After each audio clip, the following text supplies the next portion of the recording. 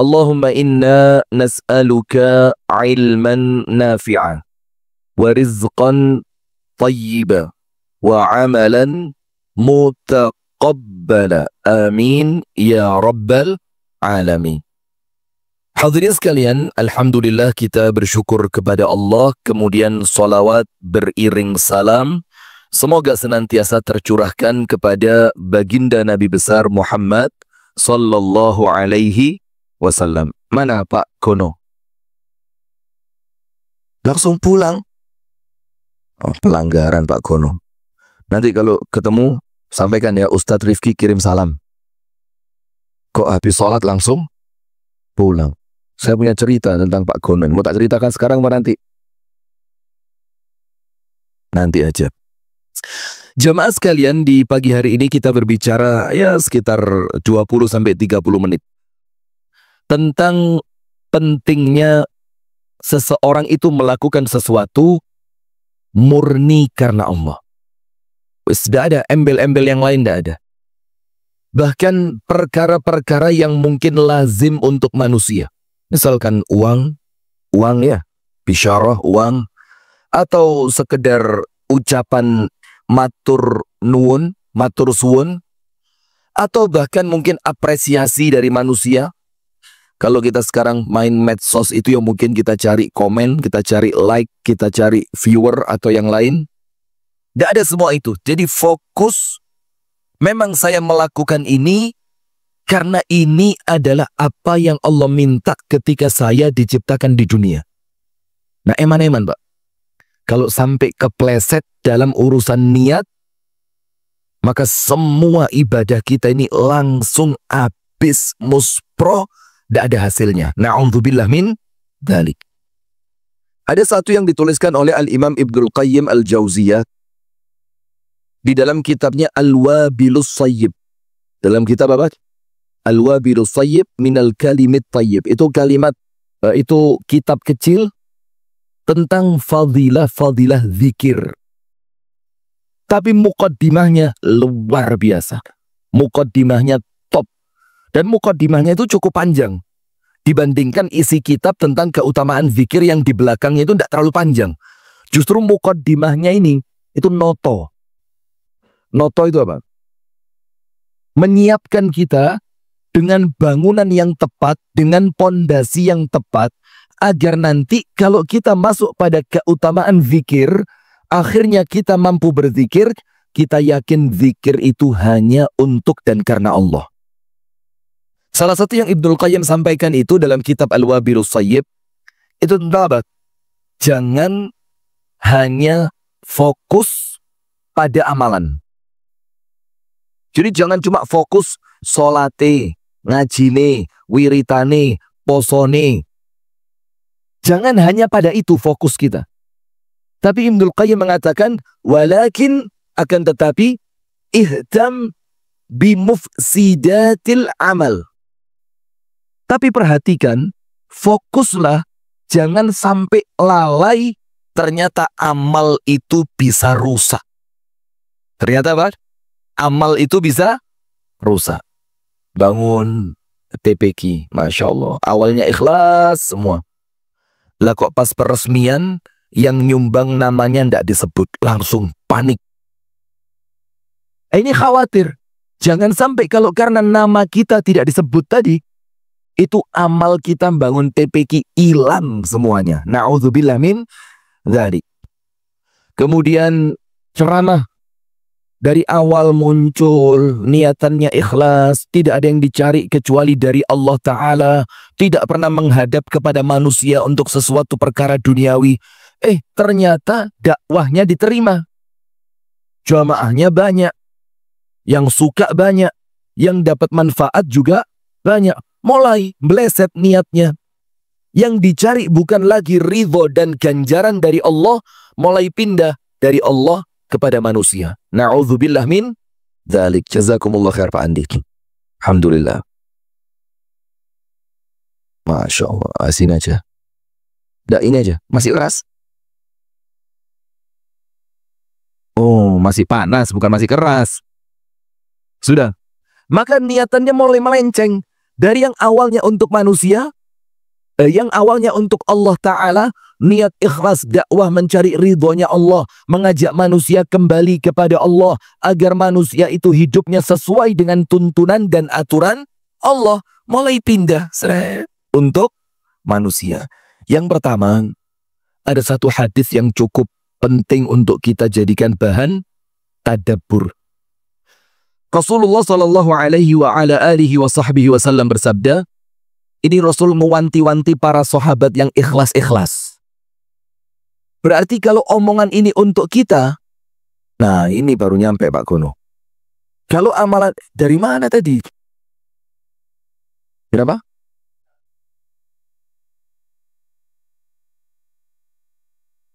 Ya sudah, kita lanjutkan daripada panjang nanti. Bisa lali ya wis. Nah, ini Rasulullah mengingatkan untuk para sahabat yang mereka itu mukhlis. Mereka itu apa? Mukhlis. Orang-orang yang tulus. Niatannya bersih, jernih, murni karena Allah. Tidak ada tendensi apapun selain Allah Ta'ala. Rasul pun ngomong kepada mereka tadi apa? Ibadallah, akhlisu a'malakum. Wahai hamba-hambanya Allah yang ikhlas di dalam amalan kalian. Karena apa? Nabi Muhammad ngeman sahabatnya itu.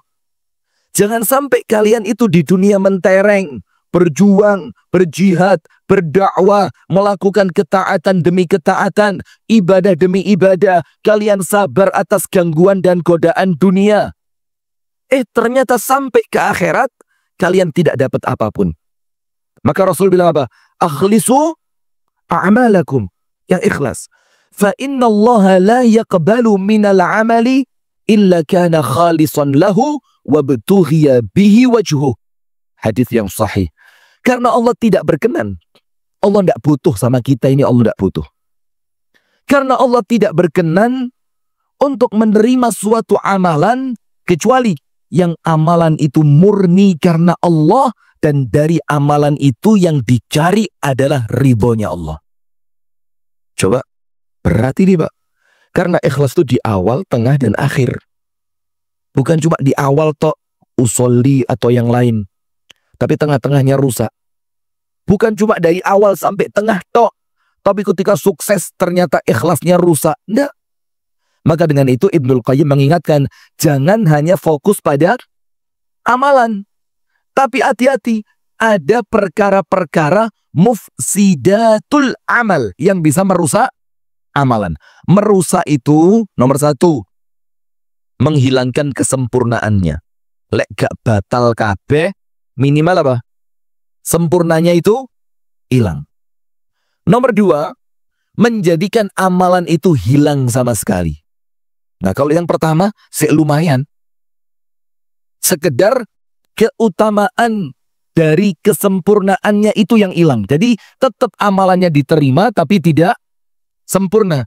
Dibandingkan yang kedua, hilang babar blas. Tidak dapat apapun sama sekali. Nah, maka kata Ibnul Qayyim, poin yang paling merusak amal itu apa? Dorongan diri. Dorongan diri, jiwa dan nafsu. Seperti apa? Kepingin dilihat. Riya. Riya. Yang nomor dua, kepingin kesohor. Kalau bahasa kita sekarang, viral. Kalau sesuatu sing ajaib-ajaib, sing penting, viral. Kepingin diapresiasi. Ucapan terima kasih. Kepingin disanjung. Coba bukan Anda, nggak jadi masjid ini. Coba. Ini semua kalau sudah sampai masuk ke dalam hati, itu rusak amalan kita. Kita pindah ke alam kubur, harapan kita di kuburan sisa tinggal panen. Ternyata apa yang kita tunggu-tunggu untuk kita panen, tidak kunjung datang. Kemudian kita tanya kepada Allah Ta'ala, kita tanya kepada malaikat-malaikat Allah, mana jerih payah saya dulu? Mana masjid yang saya bangun? Mana majelis taklim yang saya bina? Mana itu orang miskin yang saya bantu? Mana anak yatim yang saya asuh? Kok tidak ada yang muncul pahalanya? Kata malaikat apa? Tertolak. Na'udzubillah min dzalik. Nah, maka saya awali dengan dua cerita. Cerita yang pertama saya sampaikan kemarin pada teman-teman di Bukit Skoter Dieng, yaitu tentang Nabi Musa alaihi salam. Ketika Nabi Musa pergi dari Mesir, lari dari kejaran buruan Fir'aun, sampai di negeri Madian. Nabi Musa tidak tahu mau kemana, tidak tahu mau berlindung di rumah siapa, tidak tahu akan menghubungi siapa. Wes, pokok semuanya serba buram di depan Nabi Musa tadi. Duduk Nabi Musa di tempat sumber air. Kemudian dia bersandar di bawah naungan sebuah pohon. Apa yang terjadi? Nabi Musa lihat banyak orang-orang itu menggembalakan kambingnya. Lalu sampai di tempat itu, kambingnya diberi minum. Ketika laki-laki semuanya mendekatkan kambing mereka ke sumber air tadi, ke sumur tadi, ternyata ada terlihat dua orang perempuan membawa gembalaan mereka berupa kambing, tapi kemudian perempuan itu tidak mendekatkan kambingnya ke tempat air. Malah digusak. Digusak itu diusir. Imro'atani tazudani. Tazudan itu kambingnya dijauhkan dari sumber air. Nabi Musa merasa aneh. Kalian berdua datang ke tempat ini seperti laki-laki yang lain, menginginkan agar kambingnya itu mendapatkan minuman. Lalu yang lain mendekatkan ke sumber air, ke sumur, lah kok kalian malah menjauhkan? Ditanya sama Nabi Musa, ma khatbukuma? Perempuan, ada apa dengan kalian itu? Dibilang apa? La nasqi hatta yusdirar ri'at wa abuna syaikhun kabir. Kami tidak mungkin memberikan minum kepada ternak kami sebelum laki-laki itu pergi. Sebelum laki-laki itu pergi, dan kami perempuan tidak mungkin campur baur dengan laki-laki. Kata Nabi Musa, minggir. Fasaqo lahuma. Langsung Nabi Musa itu memberikan bantuan kepada dua orang perempuan itu. Diambil kendali pada binatang-binatang ternak kambingnya perempuan tadi, langsung oleh Nabi Musa diberi minum. Tanpa berpanjang lebar, tanpa pertanyaan yang macam-macam. Tanpa Nabi Musa membuat kepada dia itu kesepakatan-kesepakatan, persyaratan-persyaratan. Tidak ada. Kalau saya bantu, nanti saya nginep di rumahmu. Tidak. Kalau saya bantu, nanti kalau Fir'aun datang ke sini, tolong saya disembunyikan. Tidak juga. Kalau saya bantu, kamu kasih apa? Imbalannya apa? Karena saya sudah 7 hari 7 malam tidak makan. Tidak pakai. Langsung. Ketika ngelihat perempuan itu butuh bantuan, fasaqo lahuma. Anda cek ayatnya dalam surah Al-Qasas. Langsung kalimatnya apa? Fa. Fasaqo lahuma. Fa itu dalam bahasa Arab lil fauriyah. Sesuatu yang menunjukkan apa? Langsung, segera. Tidak pakai ditunda. Langsung dibantu. Dalam keadaan Nabi Musa ini melakukannya tulus karena Allah. Karena Nabi Musa yakin amal yang dilakukan tulus karena Allah itu punya kekuatan. Nanti saya ceritakan. Amal yang dilakukan tulus karena Allah itu amal yang punya kekuatan dahsyat. Akan Allah dekatkan orang-orang yang potensial. Akan jauhkan dari mereka, Allah akan jauhkan orang-orang yang berpotensi ngerusak. Allah akan berikan amalannya itu manfaat. Itu ketika pendorong awalnya adalah ikhlas. Sudah dibantu itu perempuan. Tidak pakai ditanya, rumahmu di mana, bapakmu siapa, kamu mau nikah sama saya apa tidak, kamu punya ini apa enggak, kamu bakal ngasih ini atau enggak. Langsung oleh Nabi Musa dibantu. Karena apa? Nabi Musa ngerti. Innallaha fi aunil abdi madamal abdu fi auni akhi.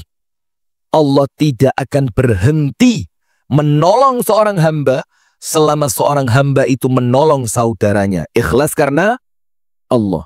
Ngerti Nabi Musa, maka dibantu itu perempuan. Setelah selesai, perempuan itu pulang.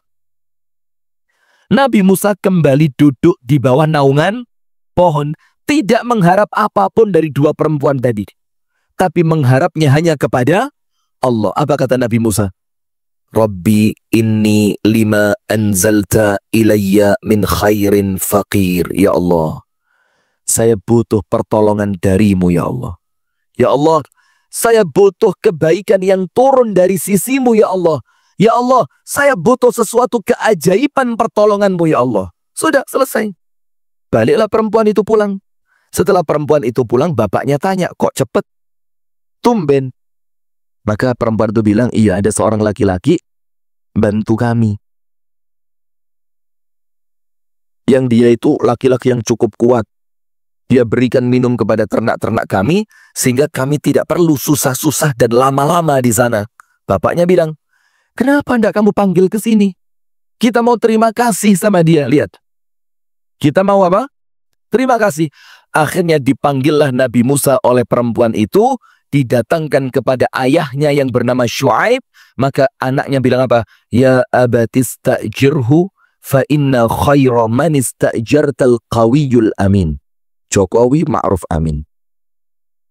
Al-Qawiyu Al-Amin. Jokowi dan Pak Yai ma'ruf amin. Ngawur. Ini cok kali cok saja. Artinya begini. Anak perempuannya ngomong begini sama bapaknya yang namanya Syuaib. Pak, kita kan tidak punya anak laki. Panjenengan sudah tua. Dan kami perempuan tidak mungkin kerja seperti ini. Ambil saja anak laki ini sebagai pekerjamu. Karena sebaik-baik pekerja itu yang punya dua sifat. Al-Qawi, orangnya apa? Kuat, kuat akal, kuat kecerdasan, dan kuat fisik. Al-Amin, tapi kekuatan itu diiringi sikap amanah. Diiringi sikap apa? Amanah, betul. Akhirnya kerja dengan imbalan apa? Dinikahkan dengan salah seorang dari putri laki-laki yang bernama Syuaib tadi. Nah, ini sejalan dengan yang kita baca dalam Al-Quran. Ketika seorang mukmin itu berbuat baik, ibu-ibu, harus tulus, jangan modus. Allah berfirman, Innama nut'imukum liwajhillah. Kami ini memberi makan kepada kalian, itu contoh kebaikannya, memberi makan. Tapi kebaikannya ya banyak, itu contoh saja. Innama nut'imukum liwajhillah. Bisa jadi saya ini nyekolahin anakmu karena Allah. Saya membantu suamimu karena Allah. Saya meminjamkan mobil untukmu karena Allah. Saya bikinkan rumah untukmu karena Allah. Saya antarkan kamu untuk bisa pulang ke rumah orang tuamu karena Allah. Saya bantu anakmu kuliah karena Allah. Innama nut'imukum liwajhillah. Semuanya karena Allah. Dan amalan yang dilakukan karena Allah, walaupun kecil, itu besar. Yang menjadikan besar apanya? Niatannya. Maka salah seorang ulama dari kalangan tabi'in mengatakan apa? Kam min amalin kabirin tusaghiruhun niyah. Berapa banyak amalan besar, baik pondok, ya sekolahan, besar amalannya. Tapi apa? Tusaghiruhu an-niyah, menjadi kecil, tidak ada artinya karena niatnya salah. Niatnya apa? Salah, modus. Pengen cari sanjungan dari manusia. Dan sebaliknya, wa kam min amalin saghirin tukabbiruhun niyah. Dan berapa banyak amalannya kecil, terkesan tidak ada artinya, tapi kemudian amalan itu menjadi besar karena apa? Karena niatannya ikhlas karena Allah. Maka dibilang innama nut'imukum liwajhillah, kami beri makan kepada kalian ikhlas karena Allah. La nuridu minkum jazaan, saya tidak minta balesan dari kalian. Balesan itu apa? Al-mukafi. Maka Rasulullah mengatakan, laisal wasilu bil mukafi, walakinnal wasilu man idza quti'a wasalat. Bukanlah dianggap menyambung silaturahim itu orang yang saling mengunjungi. Panjenengan dugi griya kula, kula dugi griya panjenengan. Panjenengan nyukani damel kula, kula nyukani damel panjenengan. Itu bukan sambung. Sambung itu apa? Orang yang tidak ada pamrihnya, ketika dia diputus, dia tidak mikir apapun, kudu tak sambung. Itu orang yang ikhlas. Nah, la nuridu minkum jazaan, tidak minta balesan. Tidak minta apa? Balasan. Wala syukura. Jangankan balasan, ucapan terima kasih pun saya tidak butuh. Sehingga ketika panjenengan melakukan kebaikan, lah kok kemudian orang yang panjenengan apii itu ndak bales, ndak matur suwun, panjenengan ndak bingung blas. Karena panjenengan tahu Allah pasti bales dan ucapan terima kasih itu hanya dari Allah. Nah, kemudian ada satu cerita yang ini arahnya itu kepada wafa. Wafa itu setia. Tapi kemudian tidak mungkin muncul wafa kalau kemudian tidak diiringi dengan apa? Ikhlas. Tidak mungkin muncul wafa. Dari wafa itu apa? Setia. Setia banget. Menepati janji. Antara omongan dengan yang ditunjukkan sama. Wafa. Tapi ini tidak mungkin muncul kecuali dari orang yang hatinya ikhlas. Maka hati-hati jamaah. Urusan niat ini paling top. Maka niat itu dalam Islam mengambil separuh agama. Jadi niat ini itu porsinya apa? Separuhnya agama kita itu niat. Ceritanya begini. Sebelum kita masuk ke cerita, panjenengan buka dalam surah sebentar. Saya cek dulu sebelum daripada sanad. Dalam surah Al-Hijr. Surat apa? Al-Hijr. Ayat yang ke-40. Itu ceritanya apa? Ketika setan dan iblis itu oleh Allah diusir dari surga. Dendam banget mereka. Marah mereka. Karena mereka keluar dari surga, itu salah satu faktor yang mereka yakini gara-gara munculnya laki-laki bernama Adam ini. Dulu tidak ada laki-laki ini, kami aman di surga. Kami tenang di surga. Kami bisa ibadah seperti malaikat yang lainnya. Tapi dengan munculnya laki-laki ini, kami terusir dari tempat ini. Maka dia bilang apa? Wa izzatika, ya Allah, tundalah saya. Artinya apa? Jadikan saya ini hidup sampai hari kiamat. Apa yang mau mereka lakukan? Aku, kata setan dan iblis tadi, akan sesatkan. Akan apa? Sesatkan semua anak turunnya dia. Semuanya, semua. Apa yang tahu? Kata semua tahu. Kalau tidak rusak amalnya, rusak niatnya. Kalau niatannya tidak rusak, muncul sombongnya. Kalau diajak maksiat tidak kena, diajak berlebihan dalam ibadah. Kalau diajak berlebihan dalam ibadah tidak bisa, dia jadikan sisi kehidupannya tidak seimbang antara hablum minallah dan hablum min usbok, segala macam cara sama setan dipakai. Tapi pada Al-Hijr ayat yang ke-40 ditutup oleh Allah dengan kalimat apa? Dan ini ucapannya iblis yang Allah tunjukkan sama kita supaya selamat dari gangguannya iblis tadi. Illa ibadaka minhumul mukhlasin. Satu tok ya Allah yang tidak bisa saya sentuh, tak iso. Tidak bisa saya sentuh, tidak bisa saya ganggu, mendekat saya tidak bisa. Siapa? Ibadaka, hamba-hambamu, minhum, di antara mereka, al-mukhlasin, yang terpilih karena keikhlasannya. Yang terpilih karena apa? Keikhlasannya. Itu setan bilang apa? Tidak iso diganggu. Maka artinya orang itu, Pak, kalau orangnya istiqomah, insya Allah ikhlas. Orang itu kalau bisa istiqomah, maka insya Allah orang itu apa? Ikhlas. Karena kalau dia tidak ikhlas, maka isu dele, sore, tempe. Api lek dibales ke api aneh, tadi jahat lek ke api aneh gak enek balesane. Ini tidak istiqomah. Ketika dia tidak istiqomah seperti itu, maka yang tertuduh pertama kali apa? Niatnya. Karena sampai setan saja ngaku illa ibadaka minhumul mukhlasin, kecuali ya Allah yang tidak mungkin saya ganggu, hambamu yang engkau pilih. Yang engkau pilih mereka karena kemurnian niatan dan keikhlasan mereka. Nah sekarang ceritanya begini. Di zaman Khalifah Amirul Mukminin Umar ibnul Khattab, Itu ada kisah Wafa yang ini menjelaskan tentang ikhlas yang dahsyat luar biasa. Ceritanya begini. Ada seorang anak yang kemudian lapor kepada Umar sambil anak ini nyeret seorang laki-laki yang usianya sudah paruh baya. Mungkin usia 40-50 tahun. Apa yang terjadi?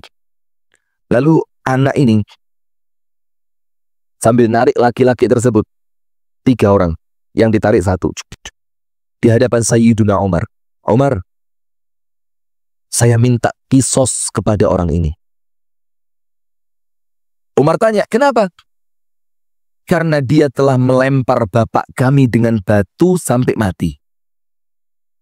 Umar tanya, betul enggak? Betul. Apa kata Umar? Al-qasasu idzan. Al-qisasu idzan. Kalau begitu, qisas. Sikat. Terus Umar tanya sebelum dikisas tadi, bagaimana ceritanya sampai kamu bunuh bapaknya dia ini? Begini Umar, saya ini punya kebun. Saya punya kebun. Dan kebun itu saya kasih pagar, rapi. Supaya binatang-binatang liar tidak masuk. Ternyata laki-laki itu ontanya masuk ke kebun saya. Masuk ke kebun saya. Maka saya usir unta itu dengan saya lempari batu. Berkali-kali. Tidak pergi-pergi. Pas saya ambil batu yang besar biar unta itu pergi. Pas pemiliknya datang, maka ternyata batu itu mengenai pemiliknya. Dan bapaknya mereka ini. Ini tidak ada niat saya membunuh dia, tidak ada. Cuma saya ingin mengusir untanya, ternyata batu yang saya lempar mengenai pemiliknya. Kata Umar, ya sudah tetap harus apa? Qisas. Itu waktunya ba'da sholat asar. Apa yang terjadi? Kumpul manusia semua untuk menyaksikan qisasnya orang ini. Karena dia telah membunuh, maka hukumannya apa? Dibunuh. Semua masyarakat itu melihat. Termasuk beberapa orang dari kalangan sahabat Nabi, diantaranya yang bernama Abu Dzar Al-Ghifari. Ketika laki-laki itu mau dikisos, mau dibunuh, laki-laki itu ngomong apa? Tunggu dulu. Saya ini di belakang, ninggal anak-anak kecil saya. Ninggal istri saya. Kalau saya terbunuh sekarang, dikisos sekarang, mereka akan khawatir kenapa bapaknya tidak pulang. Istri saya akan khawatir kenapa suaminya tidak pulang. Fasubhanallah. Dia bilang apa? Tolong saya dikasih waktu 3 hari. Saya akan kembali di hari yang ketiga dan silahkan bunuh saya. Karena saya kepingin mempersiapkan persiapan untuk anak-anak saya yang masih kecil. Saya kepingin nyiapin nasihat untuk istri saya. Sehingga nanti setelah 3 hari, saya kembali, mereka sudah siap bunuh saya. Apa kata Umar? Tidak. Tidak bisa. Karena kami tidak kenal siapa kamu. Kami tidak tahu di mana qabilahmu. Dan kami tidak tahu di mana kampung dan di mana rumahmu. Kalau kamu pergi, kami tidak punya penjamin siapa yang akan menjamin kalau kamu bakal kembali. Sudah. Maka laki-laki itu tanya di kalangan sahabat Nabi. Man yakfuluni. Coba siapa di antara kalian yang mau jadi penjamin saya? Panjenengan ngerti artinya apa jadi penjamin itu? Kalau ini orang tidak kembali, maka penjaminnya itu yang dibunuh. Berarti ringan atau berat ini? Pol, nggak ikut bersalah, tapi kalau sampai resiko, bakal dibunuh dia. Maka semua sahabat Nabi dia, semua nggak ada yang beranikan. Yuk. Dalam tanda kutip, konyol juga kalau sampai berani jadi penjaminnya. Karena ini laki-laki asing, nggak tahu qabilahnya apa, nggak tahu kampungnya di mana, bahkan rumahnya di mana. Kalaupun tahu, masih ada peluang orang ini bakal kabur dan pergi. Maka penjaminnya yang kena. Kira-kira kalau ini untuk panjenengan mau nggak jadi penjaminnya? Nggak kenal, ada peluang kabur, dan panjenengan bakal dibunuh. Nggak akan mau. Ketika semua orang hening, laki-laki ini nangis. Kepikiran anaknya, ya oh anakku nanti dia nunggu makanannya datang. Dia nunggu bapaknya datang. Ya apa nanti istri saya dia risau terhadap suaminya yang tidak kunjung kembali. Maka saat itu Abu Dzar angkat tangan. Ya Amirul Mukminin, ana kafiluhu. Wahai Amirul Mukminin, aku yang jamin dia. Suruh dia pergi 3 hari. Kalau dia tidak kembali, bunuh saya. Masya Allah. Para sahabat Nabi langsung noleh semua kepada Abu Dzar tadi. Ditanya, ya Abu Dzar, ama ta'qilu ma qult? Kamu tidak mikir apa yang kamu omongin itu? Kata Abu Dzar, justru karena aku mikir maka aku berani. Lepasin dia. Pergi itu laki-laki dengan wajah yang sumringah. Karena dia mikir apa? Anakku bakal tahu bagaimana beritaku, anakku bakal dapat makanan hari ini, dan istriku tidak akan risau. Pulang dia. Tidak ada yang tahu ini orang siapa, pergi kemana. Setelah 3 hari, batas akhirnya adzan maghrib. Hari pertama, hari kedua, hari ketiga. Maka setelah sholat asar, itu jamaah kembali kumpul.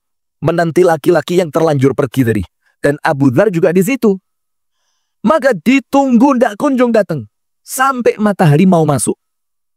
Dan kalau sampai matahari tenggelam, dan berkumandang adzan maghrib dan laki-laki itu tidak datang, maka yang dibunuh adalah siapa? Abu Dzar, yang dikisos. Udah panik manusia. Tidak balik ini orang. Tidak tahu diri dia.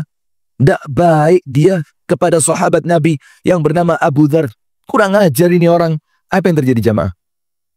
Ketika matahari sebentar lagi mau masuk,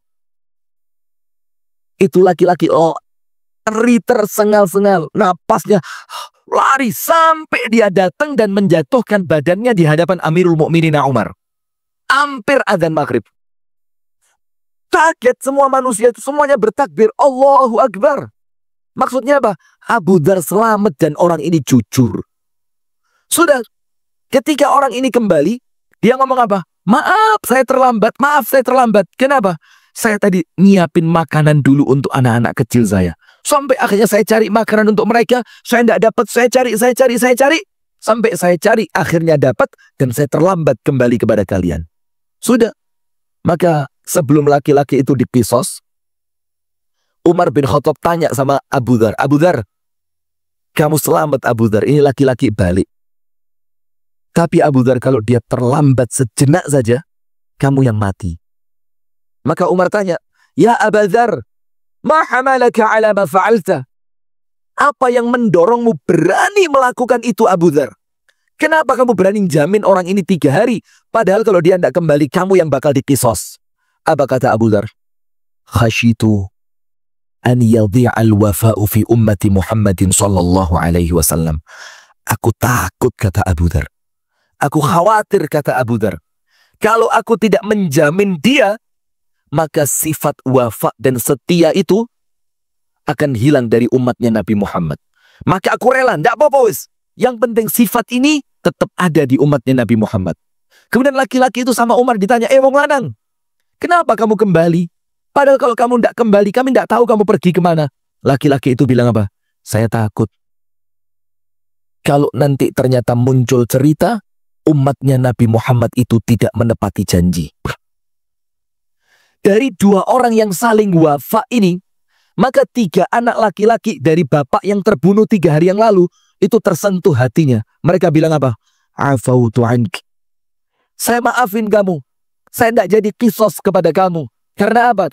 Saya khawatir nanti hilang sifat pemaaf dari umatnya Nabi Muhammad. Subhanallah, lihat. Dan 3-tiganya ini Abu Dzar yang percaya kepada umatnya Nabi Muhammad. Laki-laki yang membunuh seorang laki-laki tersebut jujur, wafa, menepati janji, setia. Dan 3 anak dari bapak yang meninggal itu menunjukkan apa? Kebesaran hati memaafkan orang lain. Nah, ini semua tidak akan muncul jamaah kecuali dari orang yang mukhlis. Ini namanya tulus, tidak pakai modus. Itu Abu Dzar tidak cari apapun dari laki-laki ini. Ikhlas karena Allah. Yang dihadapi adalah janji dari Allah. Laki-laki yang kembali itu, dia bisa kabur. Tapi dia kembali karena apa? Ikhlas karena Allah. Ingin dosanya diampuni karena dia telah membunuh orang lain. 3 anak yang memaafkan pembunuh bapaknya, itu tidak mungkin memaafkan kecuali karena keikhlasannya. Ini semua adalah bagaimana dahsyatnya orang itu ketika melakukan sesuatu tulus karena Allah. Baik, penutupnya jamaah. Antum buka dalam surah Al-Bayyinah. Surat apa? Al-Bayyinah. ketika Allah Subhanahu wa taala berfirman, "Wa ma umiru illa liya'budullaha mukhlishina lahuddina hunafa." Dan tidaklah kalian itu oleh Allah diperintah kecuali apa? Supaya kalian itu beribadah kepada Allah dalam keadaan apa? Mukhlisina, dalam keadaan mukhlis, ikhlas. Karena nanti akhirat itu adalah tempat berjayanya orang-orang yang ikhlas. Orang-orang yang sum'ah, ujub, riya, pamer, mencari pandangan manusia, mencari dunia dari amal-amal akhirat, itu orang yang akan rugi kelak ketika mereka meninggal dunia. Barakallahu fikum. Itu jamaah yang dapat kami sampaikan di pagi hari ini. Semoga ada manfaat dan kebaikannya. Kami tutup dari kami dengan doa kafaratul majlis. Subhanakallahumma wa bihamdika ashhadu an la ilaha illa anta astaghfiruka wa atubu ilaik.